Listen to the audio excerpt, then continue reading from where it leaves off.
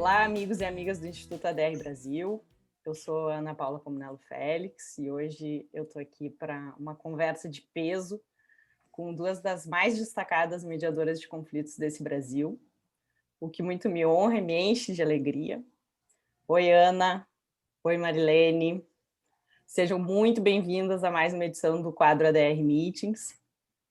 Hoje nós vamos falar sobre a mulher da mediação, né, em comemoração à semana que presta homenagem a nós mulheres. Mas antes da gente entrar na conversa propriamente dita, eu gostaria de apresentá-las brevemente ao nosso querido público. Marilene Marodin é psicóloga e mediadora, cofundadora da Clínica de Psicoterapia e Instituto de Mediação, a CLIP, localizada em Porto Alegre, no Rio Grande do Sul. É superintendente regional do CONIMA, que é o Conselho Nacional das Instituições de Mediação e Arbitragem. É uma referência nacional em mediação de conflitos, fazendo uso dessa técnica desde 1993, o que demonstra o seu pioneirismo na área. Além de seu trabalho como mediadora, a Marilene também coordena e supervisiona cursos de mediação em todo o país. Ana Luísa Godoy Zoldi é advogada e mediadora, fundadora da Auge Mediação, localizada em São Paulo, capital. Coordena e ministra cursos de formação e aperfeiçoamento em mediação de conflitos, concede palestras e atua como mentora também nessa área. Atualmente preside a Comissão da Advocacia na Mediação e Conciliação da OAB de São Paulo. Atuou como head de mediação da MOL, Mediação Online. Trabalha com mediação privada há mais de 15 anos, participou de competições internacionais, possui certificação pelo ICFML, IMI, desenvolveu funções institucionais no CONIMA, CEBAR, ICFML, OAB, SBDG, e em 2019 e 2020 recebeu o reconhecimento Brasil's Best Mediator da Leaders League. Ou seja, que dupla, né? Eu agradeço em nome do Instituto ADR Brasil por aceitarem tão carinhosamente o nosso convite para falarmos sobre esse tema nessa semana tão especial. E por que pensamos nesse tema, né? Por que é interessante refletir a respeito da condição feminina na mediação, seja na posição de mediador ou de medianda também, né? Que é a parte da mediação. Eu tenho percebido um movimento crescente de conscientização da mulher a respeito, né, não apenas do seu papel, mas da sua condição mesmo, em todas as suas camadas, suas características. E por isso eu gostaria de começar perguntando para vocês como que esse tema ressoou em vocês, né, para começar esse bate-papo. Assim. Bem, eu primeiro queria agradecer muito, através da Ana, esse convite, né, da ADR Brasil, de estar aqui conversando um pouco sobre este assunto. E dizer que é uma alegria enorme estar aqui com a Ana Luísa, a quem eu tenho uma admiração muito grande e me considero amiga dela, né? Porque a gente tem um carinho, apesar de estarmos distantes, ela é uma amada para mim. Tá? Então, para mim é um prazer. E entrando assim no tema, né, Ana, quando tu me falaste, eu me reportei a pensar na inserção da mulher, eu acho que em três diferentes locais, né? Eu vou chamar de local. Primeiro, como mediadora, né? A mulher no papel de mediadora e as vivências e o modo como ela pode desempenhar essa atividade. E segundo, como tu referiste, a mulher medianda. E outra questão é a mulher na relação com os seus pares, com a equipe, que também é outro local importante de nós pensarmos. E o que me ocorre, né, é como esses três contextos que a gente pode pensar, eles estão inseridos dentro, muitas vezes, de uma política que é como a mulher é vista, como a mulher é tratada nessa questão de gênero, com uma desvalorização, né, dela como pessoa, não só pelos homens, porque aí eu acho que a gente corre o risco de cair, né, numa culpabilização, mas também pelas próprias mulheres, né, porque é uma questão mais cultural também. E eu fico pensando, até te falei, de como é fundamental para a mulher mediadora poder ter um acesso, um conhecimento da sua própria história. Porque quando vai se entrar, né, num contexto de mediação, e escutar a história daquelas pessoas que nos trazem, que são conflitos intensos, são conflitos difíceis, que não estão conseguindo resolver sozinhos, cheios de emoções, cheios de sentimentos. Essas emoções e esses sentimentos, eles vão perpassar naquela sessão.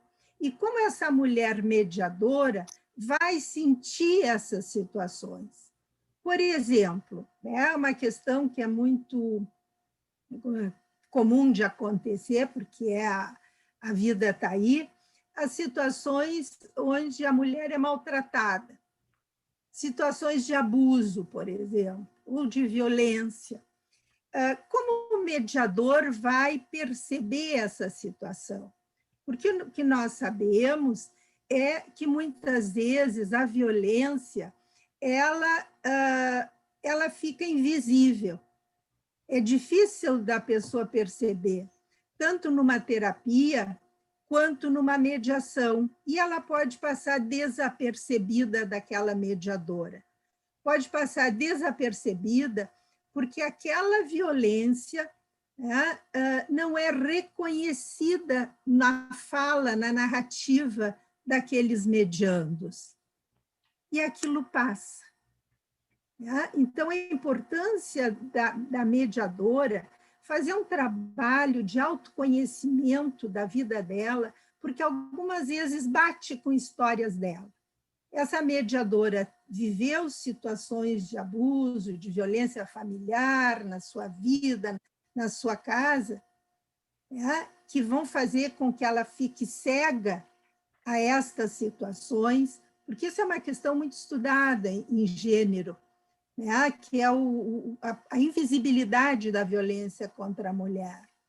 Então, eu diria assim, como é importante, para a mediadora se conhecer na sua história e saber quais os seus pontos frágeis, quais são as suas cenas temidas, o que pode bater, repercutir nela, que nós temos, chamamos muitas vezes de contratransferência, outros autores na terapia de família chamam de ressonância, o que bate naquela mediadora, que pode, muitas vezes, impossibilitá-la de ajudar aquelas pessoas, ou não enxergando alguns pontos, ou reagindo, de maneira que afete a imparcialidade dela, tomando partido de alguma situação, se identificando com aqueles conflitos que estão sendo apresentados.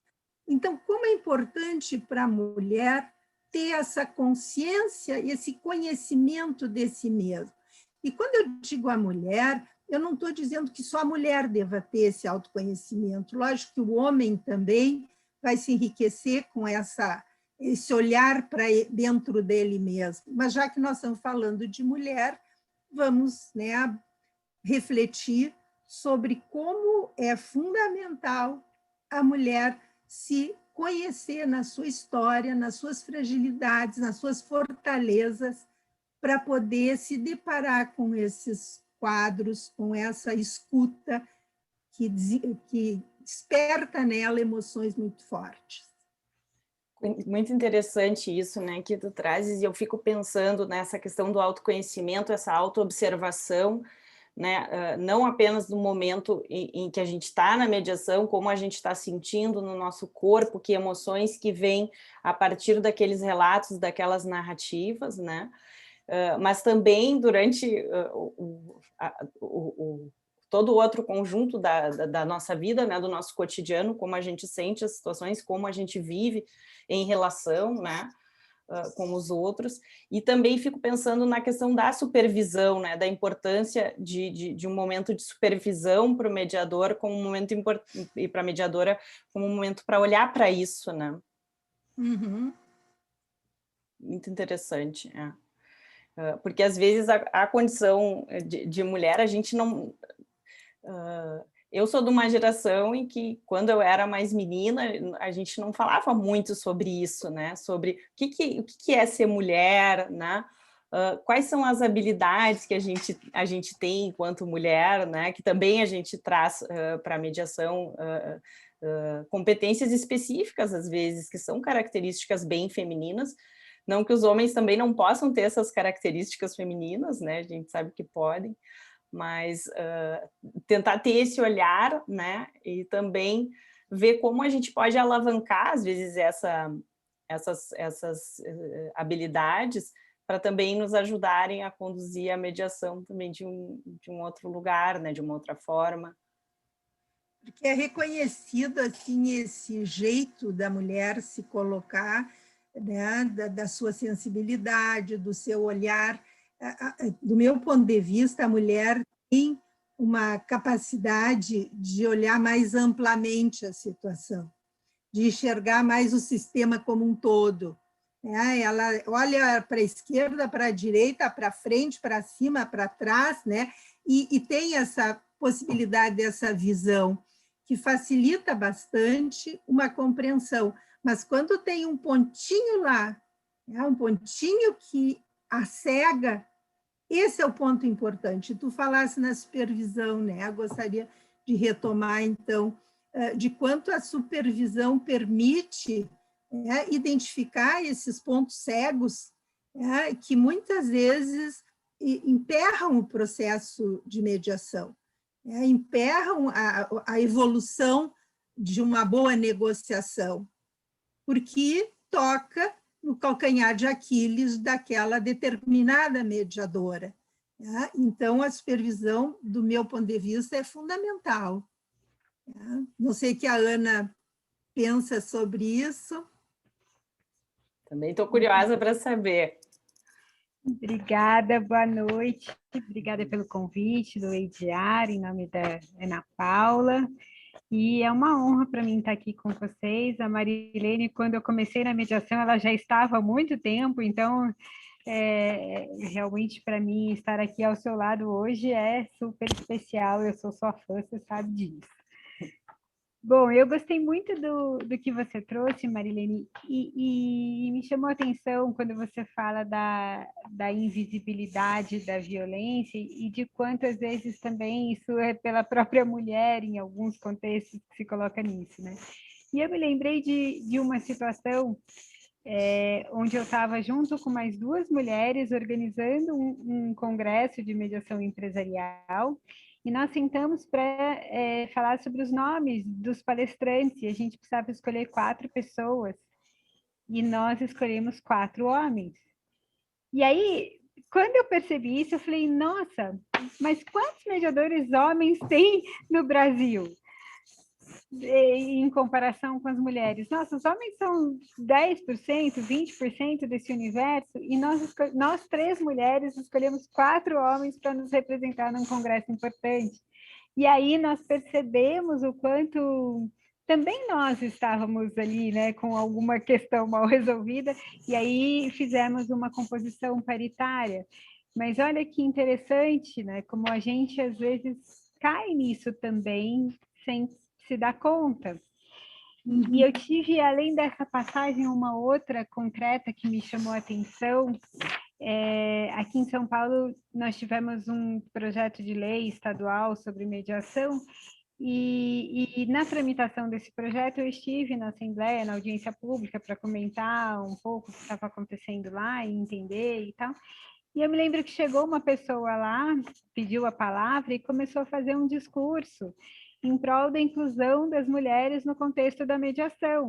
e questionando o projeto e dizendo que o projeto não podia avançar se não tivesse uma forma de resguardar a participação das mulheres na mediação. E eu olhei aquilo e eu falei para ela, e ela pautando na desigualdade, na exclusão da mulher, né? E eu olhava para ela e falei assim, mas praticamente, né, esse universo é feminino, cadê a exclusão das mulheres? Então, isso me chamou a atenção, como falta informação, como a Ana Paula falou. Acho que falta pesquisa, falta informação. E até eu fui buscar, encontrei uma pesquisa que foi feita na Irlanda entre 94 e 2004. E essa foi uma pesquisa pautada na Resolução 1325 de 2000 da ONU, em um projeto que foi específico para aquele lugar. Então, assim, o resultado dessa pesquisa tem que tomar essa proporção também, né? E que trazia o papel das mulheres no processo de construção da paz, principalmente quando envolvia violência e luta armada e tal. E eu achei interessante o resultado dessa pesquisa porque colocava que as mulheres tinham mais soft skills do que os homens quando lidavam nesse contexto, essa foi uma das conclusões, e elas tinham um foco na inclusão, e esse foco na inclusão e na sustentabilidade das relações fazia com que fosse mais fácil para as mulheres criar uma conexão com o interlocutor com quem ela estava falando, e aí, a partir disso, o acordo construído tinha mais sustentabilidade e isso acabava, de alguma forma, funcionando. E eu achei interessante esse ponto, né, da mulher ter uma tendência a ser mais inclusiva, se nós pensarmos, como a Marilene falou, nas características do gênero, né, da mulher enquanto gênero, mais sensível, mais talvez voltada para a escuta, e aí a inclusão, aquela coisa da mãe, né, que quer acolher, e quer trazer, e quer incluir, não quer deixar nenhum filho de fora, né, então me parece que tem um pouco a ver com isso. E aí eles concluíram que as mulheres, naquele contexto, naquele projeto, elas eram mais pacíficas, mais dispostas a construir pontes e mais dispostas a buscar o consenso. E isso tinha relação com a flexibilidade, com a escuta, com a empatia e também com a quietude, que me chamou a atenção, que era uma presença silenciosa de apoio, que as mulheres tinham mais propensão a fazer do que os homens, e a ética do cuidado. Então, o que essa pesquisa trouxe é que a maneira mais suave da mulher de procurar fazer coisas difíceis de forma suave, né, facilitava com que tivesse uma aproximação, principalmente quando elas tinham que lidar com homens, e nesse contexto de guerrilha e tal. Por quê? Porque os homens olhavam para as mulheres como uma pessoa que não ia, ele não precisava competir com elas não eram ameaçadoras para o homem. Então, eles tinham abertura e tinham um respeito como se fosse o respeito para a mãe.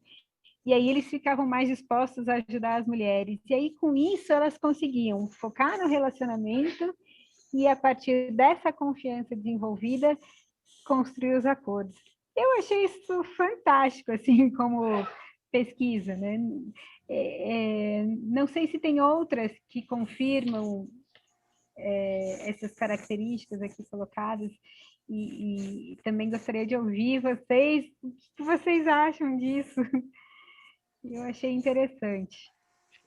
Eu acho assim, né? Eu li essa pesquisa também hoje à tarde, e aí eu acho bem interessante e pensar assim, ó, de como, dependendo do contexto, as mulheres têm uma presença maior ou menor, né? Porque, se não me engano, não sei se foi a mesma pesquisa, mas eles falam de como é difícil incluir a mulher nessas mesas de negociações, né? De que há uma dificuldade para que elas sejam validadas e valorizadas, apesar de elas terem essa qualidade, né, de unir mais, de ter mais sensibilidade nas conversações, enfim.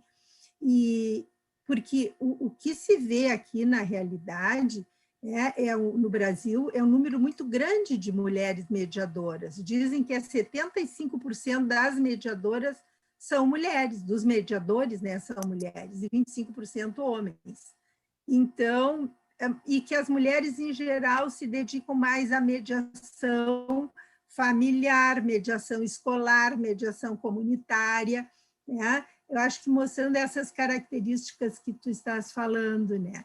Mas em grandes negociações, né? Em mediações internacionais, por exemplo, em mediações em situações de guerra, a mulher não é validada tendo um espaço importante, né? Sendo aceita, né? E como se nós tivéssemos que ficar, né, restritas a um ambiente. E isso realmente, alguma coisa, eu acho que também é algo criado pela mulher, né? Não é só o homem que agiliza e que se coloca dessa maneira. Tem esse caráter... Desculpe. Não, pode falar, depois eu falo o que eu ia falar. Esse caráter do sistema, como ele está estruturado e organizado, né? Então, a gente, mulher, às vezes olha para determinados espaços e determinados locais e os identifica como espaços masculinos, né? Eu achei super importante que a Ana trouxe nesse exemplo dela, né? Quando ela sentou para escolheram todas as mulheres, escolheram 4 homens, e de repente aquilo é um espanto, né? E a gente ouvindo essa pesquisa, tudo isso que veio, e todas essas habilidades que a gente até identifica na gente, mas a gente ainda assim fica surpresa, né? Pensa, nossa, olha que interessante isso, e como isso não parece ainda naturalizado no nosso repertório, né? A gente não é uma coisa assim, isso é natural. E aí, como a gente faz para valorizar essas habilidades, e não só a gente como mulher, mas também os homens, né? Olharem para isso e dizerem, bom, mas qual é o potencial, então, disso que essas habilidades têm, tão importantes na mediação, né? De tentar buscar o consenso, né? De ter esse olhar cuidadoso, ter essa sensibilidade, né? Como que a gente faz isso ser mais percebido, né, no nosso dia a dia? Eu acho que aí, né, temos que fazer uma reflexão sobre questões de poder, né? Porque tudo nos remete, né, a luta de poder que existe, né, entre os gêneros e tentar ver quem é mais poderoso, caindo naquele binômio, né, o mais fraco, mais forte, mais poderoso, menos poderoso, né? E eu acho que muitas vezes a mulher ela se coloca nesse lugar de desvalia. Ela mesma se coloca. E aí, tu estava falando, eu estava pensando naquele ponto que eu tinha referido no início, que é a questão das relações entre a equipe de mediadores.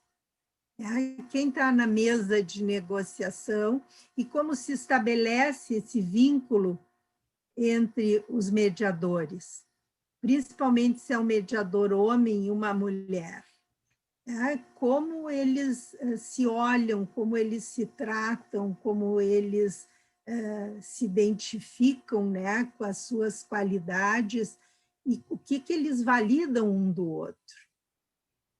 A minha ideia é que há uma tendência de sempre há uma validação maior do masculino do que da mulher. Sim. Eu, um dia desses, lembrando também do fato, fui procurada por uma mediação e a pessoa me disse assim, olha, eu gostaria que tu fosse a mediadora, mas eu já vou te contar que é um casal, queria separar, que o homem desqualifica muito a mulher. Ele não escuta a mulher dele e também ele tem uma postura assim, muito forte de desqualificação. Aí, o que eu pensei? Eu disse, olha, eu até posso tentar, mas eu acharia importante que a gente pudesse ter um equilíbrio, ter um homem como comediador, para que a gente pudesse ter esse equilíbrio e talvez até passar um modelo de respeito, para esse par e para essa mulher poder também se sentir mais validada. Para espelhar. Para espelhar, porque a relação dos mediadores é percebida pelos mediandos. E quando a gente vê, a situação vai se construindo e eles vão prestando atenção. Então, eu acho que a gente está atento a essas questões de gênero, no que habita naquele contexto, é muito importante. Isso que você está falando realmente é importante, Marilene. E a gente tem também um desafio, que por um lado, manter a imparcialidade, né, e ficar no seu lugar enquanto mediadora, e, ao mesmo tempo, como que a gente lida com essa promoção da igualdade de gênero, né? E tem um movimento que acontece na mediação, que é a tentativa de coalizão pelos medianos, né? Eles, desde o momento da escolha e durante todo o procedimento, eles ficam nessa tentativa de criar coalizão com o mediador ou com a mediadora.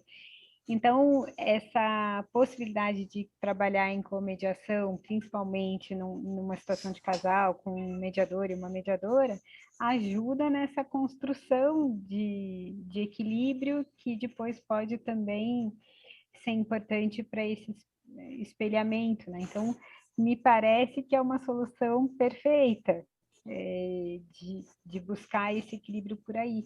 Porque também a gente fica, por um lado, enquanto mediadora, né, buscando como a gente pode promover essa igualdade sem entrar num ativismo que perde a nossa condição de imparcialidade. Sim. É um desafio isso. Se a Ana Paula descobrir como fazer isso, me conta depois.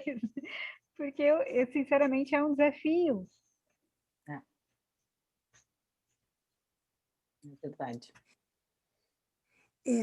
Eu acho que é um desafio, porque é trabalhar o reequilíbrio sem perder a imparcialidade. É saber que tu estás trabalhando, isso acho que é um ponto muito importante, profundo a gente pensar, né, Ana?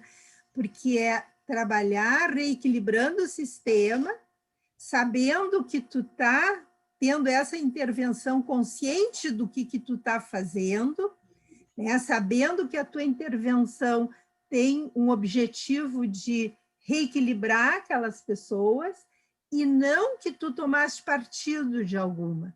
Então, a tua intervenção tem que ser isenta pelo conhecimento que tu tens da abordagem que vai fazer. Vejo por aí. E como é complexo fazer isso, né, Marilene? Sim, sim. A sutileza que tem que se ter na abordagem, né, até para a gente fazer essa investigação em relação a esse desequilíbrio de poder, né, tentar, inclusive em relação a atos de violência, né, para ver se há violência, como é realmente uma arte, né, a gente conseguir fazê-lo cuidando, né, com todo o cuidado, né, para não pecar na questão da imparcialidade, como ela é vista, né? A nossa imparcialidade pelas partes, pelos medianos. E tem também os exageros que eu tenho, às vezes, assistido nas mediações, né? Hoje, qualquer coisa vira abuso. Então, também tem algo que tem sido trazido no discurso dos mediandos com mais frequência do que há alguns anos. Então, eu tenho ouvido muito, olha, eu sofri abuso, aí até você entender o que a pessoa quer dizer com abuso, porque é algo que tem uma amplitude enorme. Então, isso também, enquanto enquanto o discurso de gênero, vamos dizer assim, lato sensu, tem aparecido cada vez mais nas mediandas, né? Quando a pessoa participa da mediação, não como mediadora, mas como parte, é algo que, pelo menos para mim, começou a chegar com mais frequência e com mais busca de uma promoção de igualdade por meio da mediação. Eu tenho notado mais esse tipo de fala. Não sei você, Marilene, se você tem ouvido mais algo nessa linha. Enquanto tu estava falando, depois eu posso retomar, mas enquanto estava falando, eu estava me lembrando assim, ó, de como a mulher não vê espaços de autovalorização, de reconhecimento, a não ser de vitimização. Então, ela busca a vitimização para buscar um espaço de ser com seus objetivos. E isso que acho que é importante o mediador ter presente, né? Não se deixar levar pela vitimização e tentar ver o que realmente está acontecendo, porque as mulheres têm essa tendência, né? Se eu sou coitada, se eu sofri isso, então eu vou conseguir o que eu quero. Eu vou conseguir, e não se sentir com condições de receber ou um auxílio maior ou algum benefício ali no acordo, através da valorização dela. E aí vem outro ponto que eu acho que é importante, a mulher mediadora, né? Como ela vai poder validar e valorizar essa medianda, né? Como ela vai, usar um termo que se usa muito, empoderar essa medianda, que não seja dando espaço para o discurso de vitimização. E ela só vai poder, eu acho, a mediadora fazer isso, na medida em que ela, mediadora, também possa se empoderar do papel de ajudar a autonomia do outro. Perfeito. Ajudar a autonomia e tratar como adulta, né? E tratar aquela pessoa como capaz de tomar as suas próprias decisões, ainda que com o apoio de alguém ou com o apoio do espaço da mediação, mas como sendo ela própria capaz e responsável pelas suas decisões. Eu me lembro também de algumas situações assim que eu tenho visto bastante, né, em mediação familiar, a dificuldade que a mulher tem quando o assunto é dinheiro, né? Então, vamos ver, quando vão tratar a respeito do sustento, né, do filho, como é que vai ser dividido isso, vejo muitas vezes um retraimento, assim, e uma tendência, não sei se, e gostaria de saber se vocês percebem isso também, uma tendência a aceitar e ceder aquilo que o homem conclui, e o homem me parece trazer de uma maneira muito, muito forte e categórica, muitas vezes assim, eu não tenho dinheiro, eu não tenho como pagar, né? Então a criança às vezes vive com a mãe de algum jeito ela dá, ela cuida, ela tem essa natureza, né? Eu dou um jeito, eu faço dar, e o homem assumindo uma postura bem, assim, até mais no sentido de, eu não posso e vamos ter que aceitar isso, né? E a mulher, às vezes, ela não sabe se impor e ela não sabe trazer argumentos, né, para se defender nessa questão. Tenho visto isso com uma certa frequência, queria saber se vocês também veem isso, como é que vocês veem essa questão da mulher com o dinheiro, assim? Ana? Na minha experiência, né, isso é muito variado, tá? Eu vejo tanto a mulher se vitimizando, quanto a mulher flexibilizando, quanto a mulher também usando esse aspecto, às vezes para benefício próprio, ou para atingir um objetivo pessoal, seja lá o que for. Agora, eu acho que qualquer coisa que nós dissermos enquanto mediadoras sobre isso, nós estamos também julgando o que aquela pessoa está trazendo do que é importante para ela. Então, eu acho que chamar a pessoa para a responsabilidade, conseguir fazer ela perceber como ela está contribuindo para aquilo, o que pode acontecer em diferentes cenários, me parece que esse é o nosso limite enquanto mediadora, né? E agora, quais são as motivações que estão por... Né? Eu acho que aí talvez exceda um pouco a função da mediadora nesse contexto, né? Porque cada um sabe o que é importante para si. E cada um respeita também essa escolha do que é importante para si. Então, eu vejo muitos mediadores criticando as mulheres que, às vezes, não fazem um acordo por conta das questões econômicas e financeiras, mas a gente não sabe o que aquela pessoa passou na vida dela para valorizar tanto aquele aspecto. Então, eu às vezes fico assim um pouco também, sabe?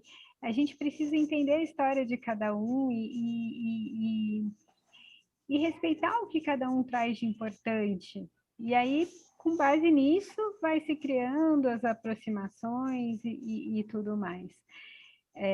Aí é importante que o resultado seja confortável para todo mundo.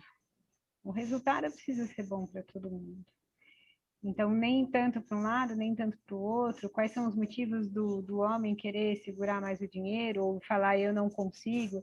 Muitas vezes ele se sente mesmo nessa situação. Né? E a mulher tem uma tendência a ser mais flexível, como a Marilene disse no começo, a mulher consegue fazer mais coisas ao mesmo tempo. Então, isso faz com que muitas vezes a gente olhe para a mulher como ela está mais aberta para a situação. Mas às vezes é o limite de cada um e é o que cada um, com as suas características, consegue chegar. Eu penso assim, ó, que esse tema, né, Ana Paula, é um dos temas difíceis de se trabalhar e que mexem muito com as pessoas. É o dinheiro, o sexo e a procriação, são os 3 temas tabus. Né? E aí, o dinheiro, muitas vezes, ele representa o poder. Né? E o poder, em geral, está com o homem. Né? E o dinheiro, em geral, está com o homem. Tanto que quando a gente vê uma mulher trabalhando mais, trazendo dinheiro para casa e o homem cuidando da casa, né, e assumindo tarefas mais de caseira, a gente diz, olha que horror, olha o que está acontecendo, né, que inversão de papéis, como se os papéis tivessem que ser estanques. Né? E essa questão, quando aparece assim na mediação, eu concordo com a Ana Luísa, né? E eu acho que a gente tem que ver muito o simbolismo do dinheiro. O que esse dinheiro está significando na relação daquele casal? Como é que esse casal está levando esse dinheiro? Algumas vezes é um poder em que o homem fica com o dinheiro e a mulher se agarra com os filhos. E aí, muitas vezes, a gente tem aquelas situações de alienação parental, né, de briga um com o outro e de uso dos filhos, né, para atacar um ao outro, o outro, enfim. Mas eu acho que o dinheiro tem que ser visto no que ele representa.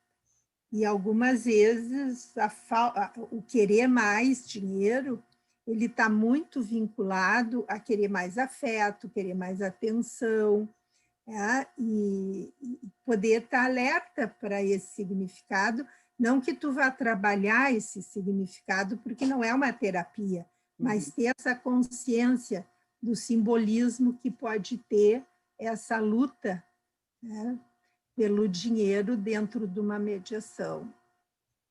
Algumas vezes serve até, digamos, significado, serve até porque não quer terminar a relação. e ficam brigando e não chegam a um consenso, né? Quero mais e quero mais, porque na realidade não quer terminar. E fica aquela solicitação interminável, porque o que quer que não seja terminada é o relacionamento. Então, é poder estar atenta ao simbolismo desse querer mais. Interessante. Exatamente. E é muito interessante essa relação, justamente, eu estava pensando justamente nisso, né? O dinheiro como um símbolo de poder, né? Porque realmente o dinheiro, na nossa sociedade, ele tem um peso, né? Todo especial, né? Vamos dizer, essa ficção que a gente criou é muito real e tem muita força, né? Mas eu fiquei na minha cabeça com essa questão muito forte, assim, do autoconhecimento, né, que a Marilene trouxe em relação ao self-mediador, como é importante nós, como mediadoras, termos esse constante aprimoramento, né, desenvolvimento, assim, nos conhecermos, nos olharmos, para a gente poder conseguir olhar para quem está ali na mediação, com muito respeito também, fazendo a ponte com isso que a Ana trouxe, né?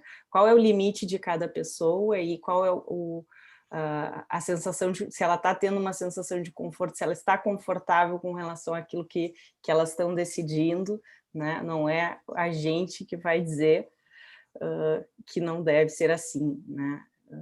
Mas é bastante complexo, né? Envolve toda uma série de fatores que a gente precisa estar olhando e estar cuidando na condução da mediação. A gente está chegando agora ao final do nosso tempo aqui, né? Quero ser consciente que eu sei que tem pessoas que têm compromissos depois. Então, eu queria agradecer mais uma vez por essa conversa maravilhosa, né? Pela generosidade de vocês de estarem aqui falando sobre esse tema, que é muito caro para mim e acredito que para vocês também, e me parece que é um primeiro passo assim, para a gente falar um pouco mais sobre isso e para conversar com o nosso público também, para que a gente fale cada vez mais a respeito das questões do feminino, né, nas mais diversas áreas, e expanda a nossa consciência a respeito do que isso representa, né? E queria ver passar a palavra para vocês falarem alguma palavra de fechamento também, ou mais alguma conclusão que vocês tenham tido. Fiquem à vontade. Bom, eu gostaria, então, de me despedir, né, dizer do meu prazer de estar aqui nesse papo, com a querida Ana Luísa e contigo, Ana Paula, e dizer assim, que eu acho que nós mulheres, eu deixaria essa mensagem, nós mulheres podermos acreditar nas outras mulheres, sejam nossas companheiras de trabalho, né, ao lado nosso numa comediação, sejam as mulheres que nós atendemos, poder olhar para elas com um olhar de valorização, de crença, né, e ajudar no que nós pudermos. Não que tu não vá olhar para o homem também, né? Estamos falando de mulheres, poder olhar para essa mulher realmente olhando e vendo o poder que ela pode ter e como ela pode decidir as coisas da vida dela, seguir adiante, resolver as questões que estão ali. Então, eu deixo essa mensagem, eu diria, de amor em relação a nós mesmos. Que lindo, Marilene, que lindo. Muito lindo. Eu posso, além da minha gratidão de estar aqui, dizer algo, talvez, para o futuro, é que, assim, cada mulher ou até cada pessoa encontre o seu lugar, né, enquanto mediadora, na família, na profissão, na sociedade. Eu acho que quando a gente encontra o nosso lugar, sem querer ocupar o lugar do homem, né, sem querer estar no lugar do outro, né, se cada um encontrar o seu lugar ali, no seu contexto, e isso já é uma grande contribuição para a paz na sociedade. Então, às vezes a gente fica preocupada com o que o outro está fazendo, com o que o outro... E às vezes a melhor forma da gente contribuir é nós nos colocarmos no nosso lugar e, a partir daí, organizar ou trazer uma sensação de ordem, sabe? E isso me parece que ajuda bastante nessa questão da solução dos conflitos e da construção de relacionamentos sustentáveis, que foi o que essas mulheres irlandesas nos ensinaram aqui. Verdade. Bom, muito obrigada. Nós vamos encerrando mais essa edição do ADR Meetings. Vocês que estão nos assistindo no YouTube, se inscrevam no nosso canal, cliquem no sininho para receber em primeira mão as publicações do ADR, e são muito bem-vindos a deixarem os comentários aqui, que depois eu posso repassar para a Marilene e para a Ana também. Obrigada. Obrigada. Obrigada.